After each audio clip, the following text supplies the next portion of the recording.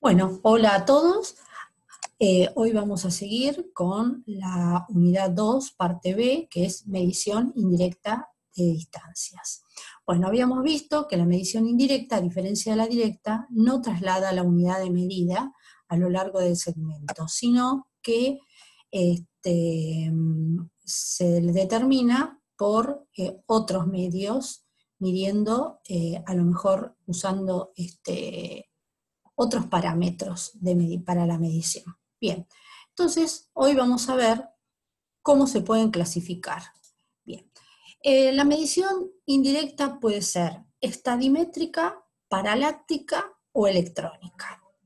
La estadimétrica, como ustedes ven acá, se realiza con un instrumento topográfico llamado nivel óptico o equialtímetro, y con una mira estadimétrica, que es como una regla graduada en el cual tiene una longitud de 5 metros y se guarda en forma telescópica, una parte adentro de la otra.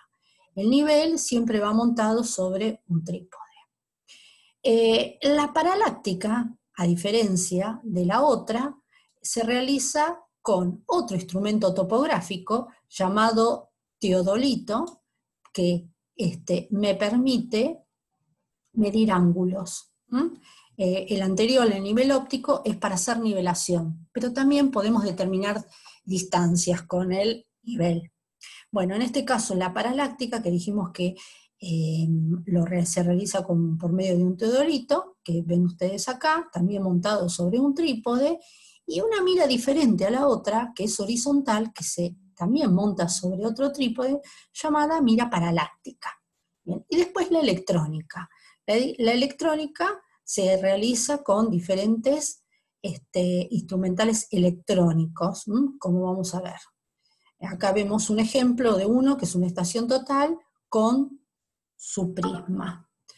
Bueno, bien, vamos a empezar viendo cada una de ellas, pero antes vamos a decir cuáles serían las precisiones que tiene cada método. La estadimétrica no tiene mucha precisión, tiene muchísimo menos que una determinación de distancia con cinta. Lo que pasa que esto sería como algo agregado a la nivelación, poder saber la distancia entre el nivel óptico y la mira.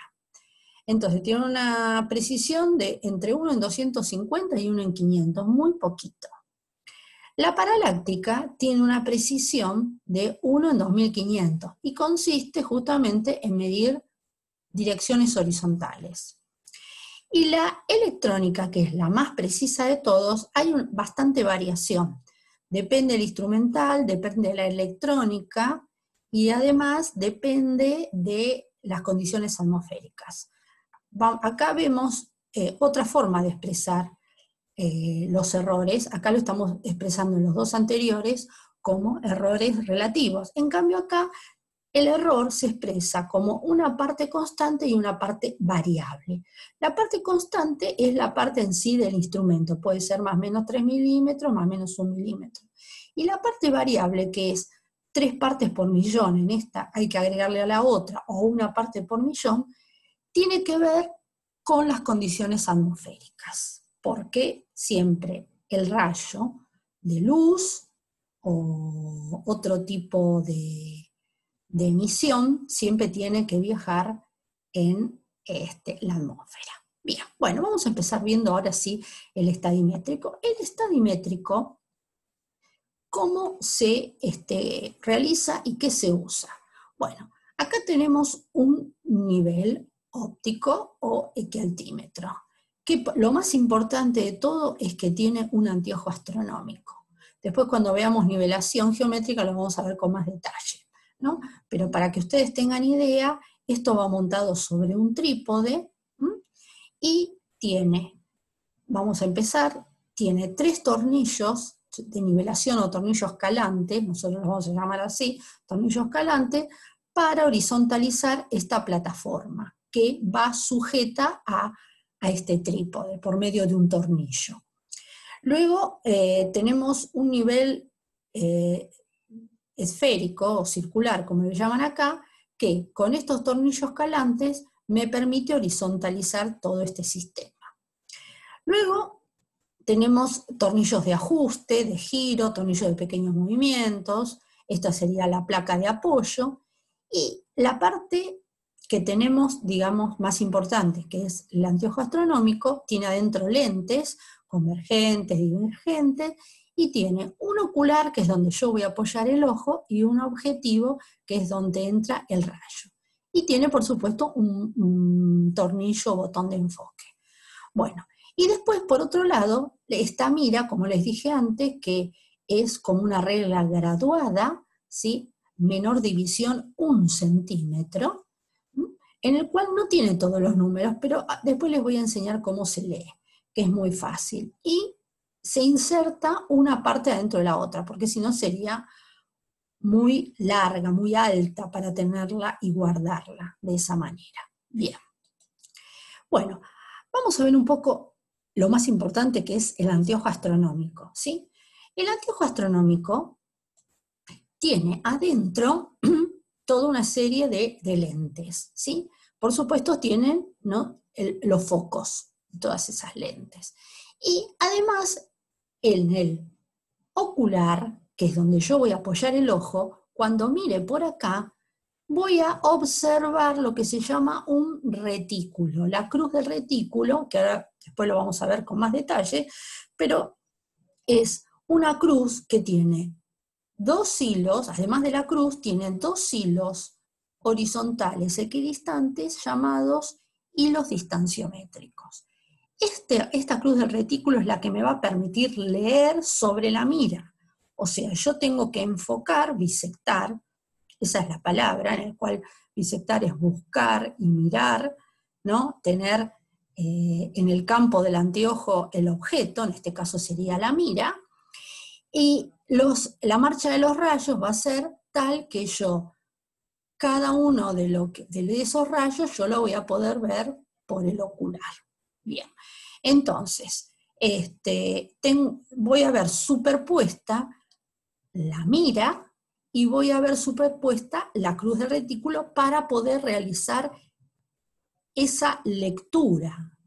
Como vamos a ver. Bien, ya les adelanto que en esta cruz, ¿no?, la línea horizontal le vamos a llamar hilo medio. La de arriba le vamos a llamar hilo superior y la de abajo la vamos a llamar hilo inferior. Bien, bueno. Yo les dije que ese nivel óptico va montado sobre un trípode y ese trípode me va a permitir a mí colocar el instrumento a la altura de mis ojos para que yo pueda observarlo cómodamente. Entonces, para ello, el que me permite hacer eso justamente es el trípode. El trípode, ¿sí?, que tiene acá una plataforma, y este trípode con 3 patas tiene justamente la opción con unas mariposas que están por acá para que esas patas puedan subir o bajar. De esa manera yo voy a poder poner el instrumental, como les dije recién, a la altura de mis ojos. Y además tiene la punta de esas patas terminan en forma aguzada para poderlas hincar en la tierra. ¿Por qué? Porque esto tiene que estar lo más horizontal que se pueda para después poder nivelar, o sea, hacer que ese anteojo astronómico se encuentre lo más horizontal. Bien, entonces, acá vemos justamente, esta plataforma que ustedes tienen acá, tiene unos tornillos que me va a permitir ajustar este nivel óptico para que no se caiga. Bien, acá vemos una imagen en la cual son las recomendaciones de no poner las patas ni muy cerradas ni muy abiertas porque las puedo patear, y esta sería la forma ideal y cómoda para poder trabajarla. Bien, bueno, ahora vamos a ver cómo realizaríamos la lectura. Ustedes se tienen que imaginar un poquitito, ¿no? Yo estoy mirando con un ojo, primero lo que tengo que hacer es enfocar el retículo a mi ojo, cada ojo es diferente, y luego enfocar, buscar la mira con movimientos del anteojo hacia un lado y hacia el otro, hasta buscar la mira y que aparezca en el centro del campo del anteojo. Entonces, yo voy a realizar esa lectura. Como les dije antes, supongamos que estamos mirando por acá, por el ocular, y yo veo la mira muy nítidamente y también veo los 3 hilos. Entonces voy a realizar la lectura. Como les dije antes, el hilo de arriba es el superior, el hilo de abajo es el medio, y el de abajo, el superior, el del medio es el hilo medio, y este es el hilo inferior. Bien, ya les voy adelantando que el hilo medio, eso lo vamos a ver en la próxima unidad, nos va a servir para determinar las alturas o desniveles de los puntos. Pero el superior y el inferior me va a permitir justamente determinar las distancias. Bueno, ¿cómo sería esto? Sería lo siguiente. Primero, como esto es equidistante entre un hilo y otro, quiere decir que esta distancia es constante, ¿verdad? Entonces, quiere decir que se va a cumplir que hilo superior más hilo inferior dividido 2 va a tener que ser igual al hilo medio. Esto sirve para hacer un control y además sirve para determinar el superior y el inferior a qué distancia voy a estar. El nivel óptico, que es donde yo voy a estar haciendo estación, a la mira. Voy a poder determinarla. Para ello, tenemos que saber que, para ver cómo hacemos la lectura, tenemos que saber lo siguiente. Ustedes van a ver acá que estas miras están marcadas cada 10 centímetros. 0,8, 0,9, 0,10, 11, 12, y así sucesivamente. Serían los decímetros, ¿verdad? Muy bien.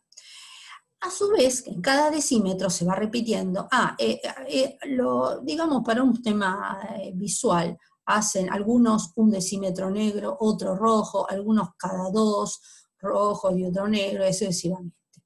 Pero dentro del decímetro, para poder leer, vamos a encontrar que cada patita de la E, o cada espacio, como ustedes ven acá, equivale a 1 centímetro, o sea, la menor división de una mira es 1 centímetro. Y toda la E completa, o toda esta parte, digamos que parece como una E blanca, pero porque se ve lo rojo, como liñitas, sería igual a 5 centímetros. Es 5 más 5 igual a 10. Bien, ahora, yo en realidad, como ustedes ven acá, las lecturas que realizaron en este ejemplo, están al milímetro, se leen en metros al milímetro. Pero ¿cómo voy a leer el milímetro si yo acá el milímetro no lo veo? Pues lo tengo que leer apreciando. Si la línea queda en la mitad de cada patita de la E, y bueno, voy a tener que apreciar que van a ser 5 milímetros. O así sucesivamente. Entonces vamos a ver cómo sería esta lectura. La lectura del hilo superior, según dice acá, es 1 metro, 120, o sea, 1 metro, 1 decímetro, 2 centímetros, 0 milímetros. O sea, 1 metro 12. ¿Por qué? Bueno, acá sería 1 metro 10 y después una patita y un espacio serían 2. Y como está justamente en la línea entre la patita y el espacio, es 0 milímetros.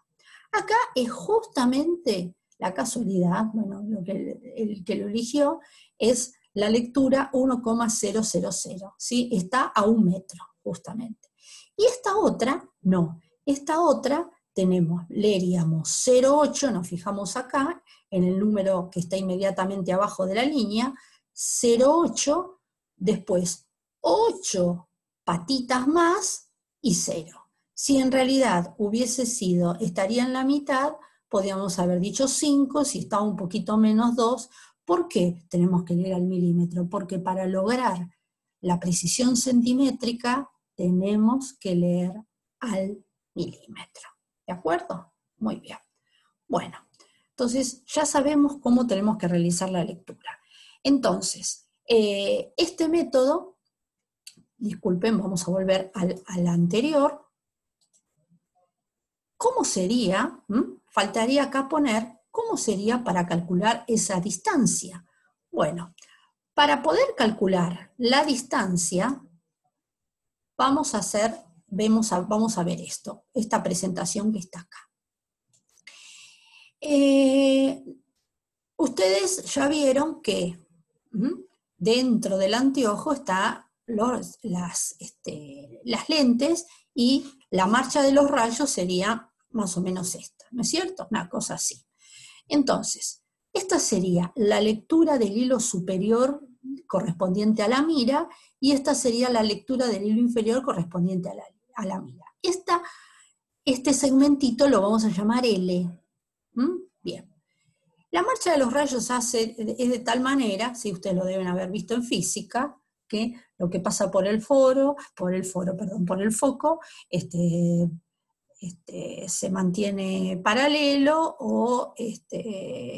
bueno, y así sucesivamente. No, eso no viene al caso repetirlo, ¿no es cierto? Pero sí, entonces, la imagen que yo voy a ver de esta lectura y esta otra va a estar reflejada acá, ¿no? En la superposición de la cruz del retículo con la mira. De tal manera que acá este segmentito, que sería la distancia que hay entre el hilo superior y el hilo inferior del retículo, la llamaríamos H. Este ángulo que ustedes ven acá, este ángulo es igual a este, y también este ángulo es igual a este. Bien. Ese ángulo se llama ángulo analático, y es igual para todas las lentes, o sea, todos los anteojos astronómicos son universales. Bien. Entonces, de esa manera, nosotros podemos hacer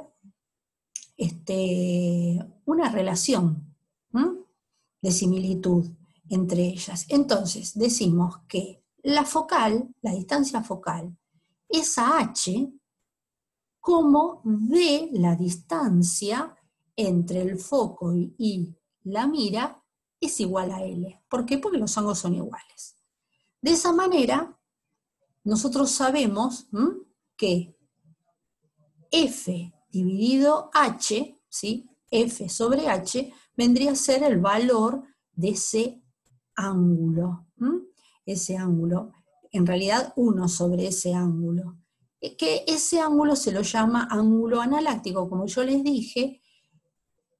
Entonces, la inversa del ángulo, o sea, 1 sobre ese ángulo, llamémosle gamma, por así decir, como ustedes quieran llamarlo, es igual a 100, es una constante. Esa constante es la constante estadimétrica, llamada K. Entonces, 100, que es la constante, vendría a ser igual a la inversa del ángulo, 1 sobre este ángulo gamma. Si fuera gamma tendría que ser H sobre F. Entonces, la constante vale 100. Bien, entonces, sabiendo que la constante vale 100, ¿y cómo podríamos determinar esa distancia? Bueno, decimos que el ángulo es igual, ¿no es cierto?, a L, este ángulo, L sobre D. Entonces, por lo tanto, K, ¿sí?, es igual a D sobre L. El ángulo es L sobre D, K, que es la inversa del ángulo, que vale 100, es D sobre L, ¿sí? O sea que si despejamos D de acá, que es lo que tenemos que averiguar, vamos a determinar que es igual a L por K. ¿Y qué es K, justamente? Bien, K vale 100. ¿Y qué es L? Bueno, L justamente es la diferencia de lecturas que yo voy a hacer entre la lectura del hilo superior y el hilo inferior. Por lo tanto, me quedaría que la distancia es igual a K por L y es igual a K por la lectura del hilo superior menos la lectura del hilo inferior. ¿Bien? Perfecto. Entonces, esta sería la forma estadimétrica de determinar esa distancia que no tiene más de precisión de 1 en 250 a 1 en 500. Muy bien, perfecto. Ahora, si yo tuviera otro instrumento topográfico que no me genera un plano horizontal como es el nivel, porque lo uso para nivelar, ¿sí? Sino que, por ejemplo, como vemos acá, yo tengo un teodolito. El teodolito va a ser otro instrumento que vamos a ver que nos va a permitir determinar ángulos horizontales por medio de direcciones horizontales y ángulos verticales. Entonces, esto quiere decir que el anteojo no está horizontal fijo, sino que lo puedo elevar.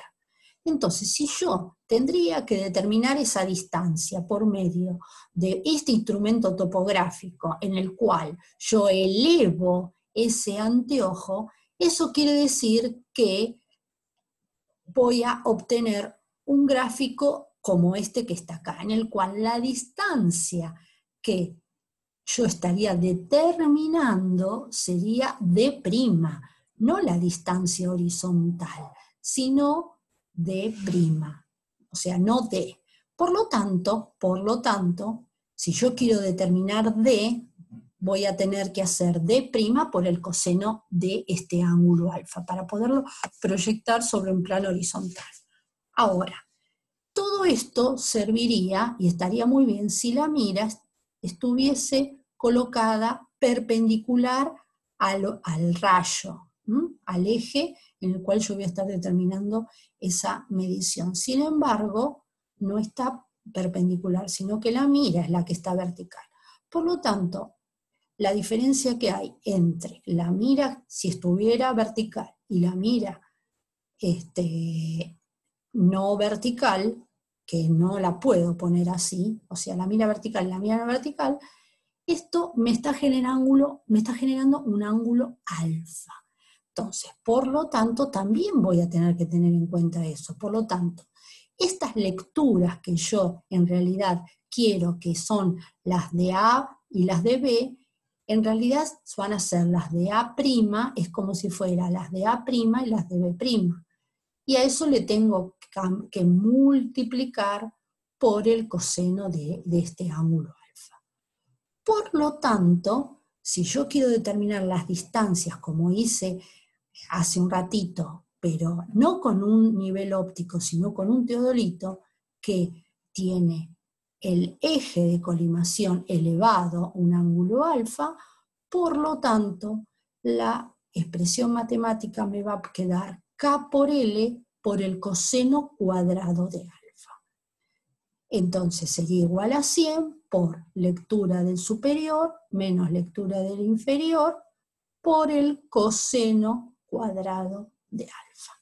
Bien, bueno, aquí terminamos con el método estadimétrico. Ahora vamos a seguir con otro método llamado método paraláctico. El método paraláctico es un método que ya prácticamente no se usa más, pero dijimos que tiene una precisión mayor, pero en algunos casos podría llegar a usarse, ¿no es cierto?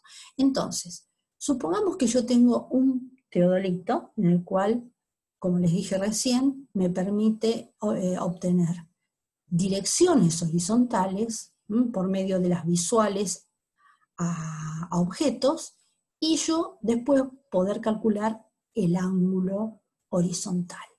Entonces, esto se utiliza con un teodolito y con una mira, pero una mira paraláctica, que es una mira horizontal que tiene fijo 2 metros, ¿sí? Se puede, para guardar, se puede doblar y hacerla de 1 metro, pero en realidad tiene 2 metros extendida. Entonces yo tendría que hacer la visual a este punto, realizar la lectura de la dirección horizontal y luego hacer esta otra visual. Y de esa manera, entonces, ¿cómo podría calcular esa distancia? Bueno, lo vamos a ver acá. Supongamos que, entonces, este segmento P pertenece, ¿no?, a los 2 metros que tiene la mira. La mitad, 1 metro.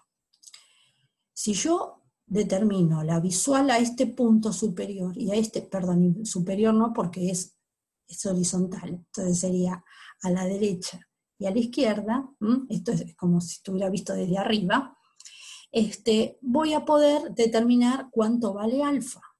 Entonces, vamos a ver un ejemplo.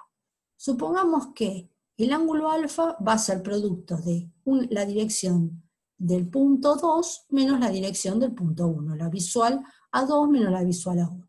Entonces, supongamos que la visual al punto 2 fue de 70 grados, 10 minutos, 30 segundos. Y la visual al punto 1 es de 50 grados, 20 minutos, 20 segundos.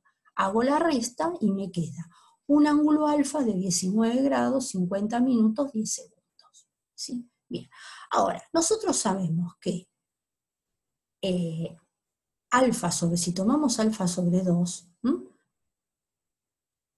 y determinamos la tangente, sabemos que la tangente de alfa sobre 2 va a ser igual a P dividido 2, o sea, P sobre 2 dividido la distancia, ¿verdad? O sea, la distancia me va a determinar la distancia que hay desde el punto estación de ese teodolito hasta la mira. Bien, entonces, yo de acá puedo despejar D y puedo decir que es igual a P sobre 2 por cotangente de gamma sobre 2. Pero como P sobre 2 ya sé que vale 1 metro, entonces directamente me queda D es igual a cotangente de gamma sobre 2. En este caso, si hiciéramos la cuenta, me daría una distancia de 5,72 metros. Bien, bueno. Y por último, vamos a ver el método electrónico. Bueno, el método electrónico después lo vamos a ver con más detalle utilizando el instrumental correspondiente. Pero consiste justamente en tener un transmisor, reflector, y otro reflector en el cual me permite reenviar esa onda, que puede ser una onda electromagnética o una microonda. Entonces, de esa manera podríamos determinar la distancia. Bueno, este instrumento, que ahora vamos a ver, tiene generalmente adentro una unidad de almacenamiento, ¿sí? Y estas siglas, que generalmente se lo llama así, sería instrumento electrónico de medición de distancias. Bien, entonces, ¿cuál sería la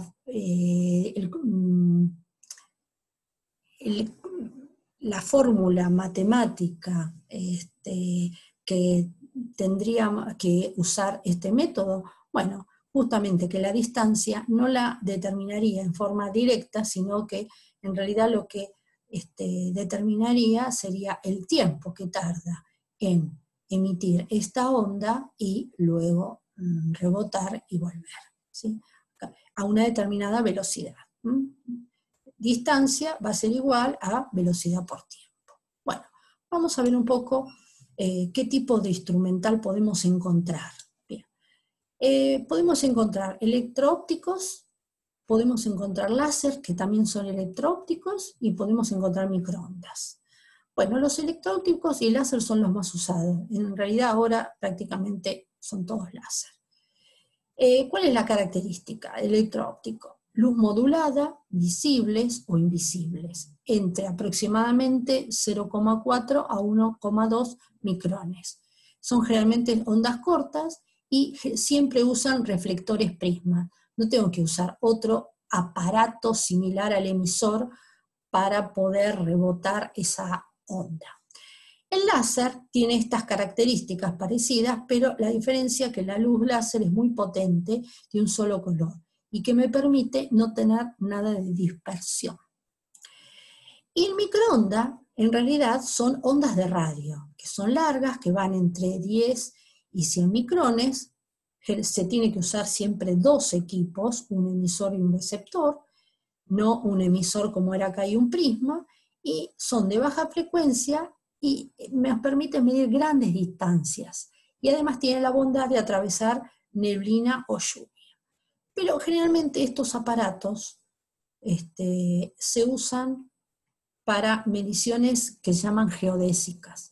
Las topográficas vamos a usar generalmente electroópticos y especialmente los láser. Bueno, ustedes acá ven justamente un espectro, ¿no?, de diferentes longitudes de onda, y para que ustedes tengan idea, el láser estaría acá. Estas serían las visibles. Acá se encontrarían las de las ondas de radio, y acá empezarían las microondas, y acá estarían los electroópticos. ¿Sí? Bien, bueno. ¿Cómo sacaríamos la distancia con estos instrumentos? Usando el principio, ¿no?, de justamente de la longitud de onda, la velocidad con que se propaga y la frecuencia. Entonces, sabemos que la longitud de onda es igual a la velocidad dividida la frecuencia. Justamente para poder calcular esa distancia, vamos a multiplicar la cantidad de longitudes de ondas que voy a tener desde un extremo hasta otro, y con el agregado de la diferencia de fase, porque nunca va a ser un número entero, sino que va a haber una pequeña diferencia de fase. Entonces le vamos a sumar esa diferencia de fase y lo vamos a dividir por 2. ¿Por qué por 2? Porque en realidad es la ida y la vuelta, por eso se divide por 2. Bien. ¿Qué tipo de correcciones? Si bien es muy preciso, pero tendríamos que hacer en realidad 2 correcciones. Una es para reducir al horizonte, ¿sí? Porque las distancias seguramente van a ser distancias inclinadas. Y otra, que es la más importante, son las correcciones atmosféricas. Pero por suerte, el instrumental actual, el que se usa en la actualidad, ya me permite, ya viene con correcciones, o sea, las correcciones las hace el mismo instrumento. Si yo le ingreso la presión, la temperatura y el estado atmosférico, que son justamente los 3 parámetros que me van a regir los cambios atmosféricos. Bien, bueno, acá tenemos en esta presentación diferentes tipos de electrónicos. Vamos a ver un poquitito. El que yo les dije, el microondas, sería este, ¿sí? Es un aparato bastante grande, y ven que necesito una comunicación, porque es una señal de radio, pero se pueden medir grandes longitudes, de muchos kilómetros. Este que está acá es un distanciómetro, que ya prácticamente no se usa más. ¿Por qué? Pero en ese momento este distanciómetro se adosaba a otro instrumento llamado teodolito para medir ángulos. Entonces, de esa manera yo medía los ángulos con el teodolito y las distancias con este distanciómetro. Este sería electroóptico.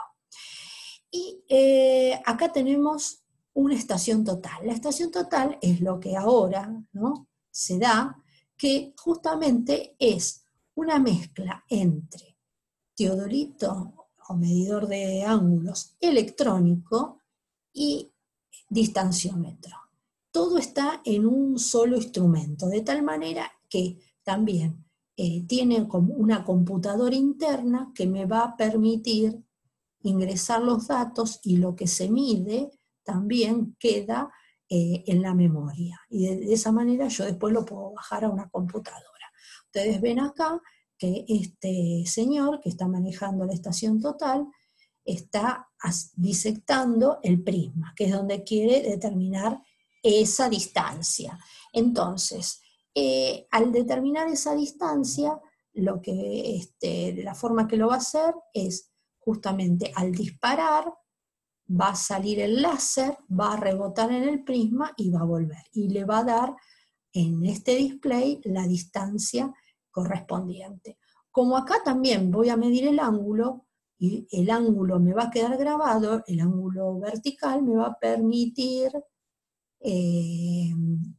observar directamente el valor de la distancia horizontal. ¿Por qué? Porque adentro, como les dije recién, esta computadora me va a hacer el cálculo de horizontalizar esa distancia, o sea, de la distancia inclinada que midió me la va a convertir en una distancia horizontal. Bueno, acá tenemos justamente el prisma, que sirve para converger. Acá también el prisma está montado sobre un bastón para mayor facilidad. Por supuesto tiene que estar bien vertical. ¿Por qué? Porque si está inclinado me va a medir la distancia al prisma. Si este prisma está inclinadito hacia un lado o hacia el otro, es como si me midiera la distancia al punto más abajo. Disculpen, me pasó la presentación. Y después acá tenemos un distanciómetro de mano, que también me permite medir distancias y también me permite visualizarlas y grabarlas. Bueno, en este dibujito ustedes van a ver la diferencia entre un electroóptico común y un láser. Bien, bueno, y como les decía yo recién, el que es un distanciómetro de mano, acá ven como ejemplo un señor que lo está apoyando contra esta pared para medir desde acá y aprieta y el láser emite el rayo, llega hasta el objeto y lo rebota. Este tipo de distanciómetro no necesita un prisma. ¿Por qué? Porque la distancia no es tal que necesite el prisma. En la anterior, vamos a la anterior, un minutito, vamos a ver que en esta estación total, generalmente en casi todas, me permite pasar a usar con prisma o sin prisma. ¿Qué diferencia hay? Bueno, el tipo de láser. Cuanto más potente es el láser, me va a medir, va a necesitar el prisma o no. O sea, perdón, me voy a repetirlo. Cuanto más potente es el láser, no va a necesitar seguramente el prisma. Entonces, como los distanciómetros de mano están ya configurados para medir hasta 80-100 metros, no necesita ningún prisma. En cambio, si yo acá parece que estuviera cerca, pero generalmente voy a poder medir a 1000 metros, 1500 metros o quizá más. Entonces, por lo tanto, acá sí voy a tener que necesitar un prisma. Hasta 100 metros, 200 metros, algunos, no se necesita prisma.